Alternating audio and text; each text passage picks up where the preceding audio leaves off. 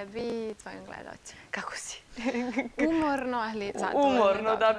Pitam to sa razlogom jer smo malo čas pričale kakve si sve obaveze imala, ali hajde da se baziramo na ples i na 9 zlatnih medalja koje ste doneli sa Evropskog prvenstva, tako? Jeste. Pa, zahvaljujući gospođi Erži Kisoti, Srbija je druga godina za redom organizator Evropskog prvenstva u modernim plesovima. Prošle godine sam ja, baš zbog toga što se takmičenje održavalo u Srbiji, rešila da posle 5 godina pauze takmičarske ponovo izađem na Evropsko prvenstvo. I prošle godine smo takođe triumfovali u čak 6 disciplina, a evo i ove godine plus nove 3 titule, tako da sam izuzetno zaista zadovoljna. Šta se boduje? Šta se cenjete za one koji ne znaju da malo približimo kako izgleda to samo takmičenje? Pa, boduje se dosta stvari. S obzirom da postoje 2 plesne asocijacije, Plesni savez Srbije, to su latinoamerički standardni plesovi, ovde su moderni plesovi gde spadaju dosta plesnih disciplina kao što su hip-hop, jazz balet, show dance, fantasy show i ove Caribbean discipline koje su srodne latinoameričkim plesovima i suđenje je tu nešto drugačije nego na ovu drugu stranu. Tako da se ocenjuje dosta stvari. Scenski izraz, ocenjuje se tehnika plesa, koreografija, kostimi, tako da je sve negde onako u paketu bitno da bude kako treba. Što bi značilo da ste vi u paketu bili odlični, obzirom na 9 zlatnih medalja. Plesni klub Vojvodina Dance, je li tako? Jeste. Nalazite se u Novom Sadu i pretpostavljam da svi ljudi koji žele da vam se priključe mogu, je li tako? Mogu, naravno. Mi se nalazimo u sklopu wellness centra hotela Park, tako da kogod u večernjim terminima su mi uvek tamo. I ne samo za ljude koji žele se takmiče, nego naravno i za sve rekreativce od ove baby grupe koju ja vodim pa do ovih starih. Kad kažeš baby grupe, šta to znači? To znači od 3. do 7. godine. Stvarno? Da, ta grupa ima i korektivnu gimnastiku i uče plesove, igrice, pravilno držanje, pravilan hod i nekako mi je ta grupa i najdraža i s njima najviše volim da radim. Ima li onih starijih gospođa koje recimo u nekim 50-im, 60-im godinama žele da se jednako probaju? Ima dosta, čak imamo i jednu gospođu koja je bila takmičar, pošto postoje i takmičenja za te rekreativce. A pre nekoliko godina smo imali bakicu od 73 godine koja je došla na kurs za odrasle i sad imamo dosta bračnih parova koji čisto ovako radi rekreacije dođu da se zabave dva put sedmično i da nauče po koji ples. I ono što je recimo interesantno mladim parovima, spremamo ih za prvi bračni ples. To je dobro. Da, i izuzetno sam ponosna. Jedan naš plesni par takmičarski je baš pre par nedelja imao svoje venčanje i spremili smo specijalno jednu koreografiju i zaista je to izgledalo onako kao iz bajke. Kao iz bajke. Da. Dobro, pretpostavljam da to onako na njih ostavlja poseban, pogotovo i na goste. Oni vole svi da vide kako to izgleda taj prvi ples. Da. Svi su bili raspamećeni. Ona je imala baš onako princezastu haljinu i plesali su miks bečkog valcera, engleskog valcera i tanga i zaista bilo onako lepo za videti. Čini mi se da ples postaje sve popularniji i popularniji, da je možda jedno vreme bilo onako malo zatišje po pitanju plesa, ali da se sada to vraća. Jesam li u pravu? Jeste. Uvek mi sad i u Savezu komentarišemo da sad ima mnogo manje, kad je u pitanju takmičarski, sportski ples, mnogo manje parova nego što je to bilo u vreme kad smo mi bili aktivni takmičari. Sada je negde popularna salsa, to je najpopularnije. Među, evo, mi smo baš od ovih 9 titula su čak, ja mislim, 4 ili 5 iz raznih vrsta salse.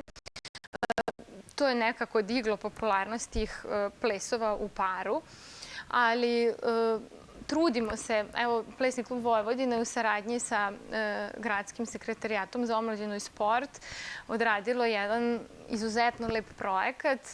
Držali smo fizičko od 1. do 4. razreda u nekoliko škola i mesec dana su mališani imali priliku da nauče da plešu. I to je odlično prošlo, s obzirom da su se svi dečaci malo bunili kao jao, ples, kao kakav je to sport, šta. Međutim, na kraju su svi bili oduševljeni i nekoliko dečaka je nastavilo sada da trenira. Tako da je preko 500 mališana do sada, projekat je još u toku. Završili smo nekoliko škola. Obučili su se i znaju, eto, već od malih nogu i da otplešu jedan engleski valcer i ča-ča-ča i salsu i twist i neke plesove koji su možda zaboravljeni u današnje vreme, s obzirom da više to nije kao nekada da mladi idu na igranke, pa je to obavezno da se pleše. Ako ne znaš da plešeš, nisi modern. Jeste. Pa evo, u današnje vreme ja sam sad radila neki stručni rad, pa sam radila i neku analizu i kroz istoriju. Recimo i danas i u selima nekim je sramota da muškarac ne zna da pleše i ples je u principu stvar opšte kulture. I ja uvek kažem da je to sport sa umetničkim obeležima, jer je negde spoj i umetnosti i sporta, muzike.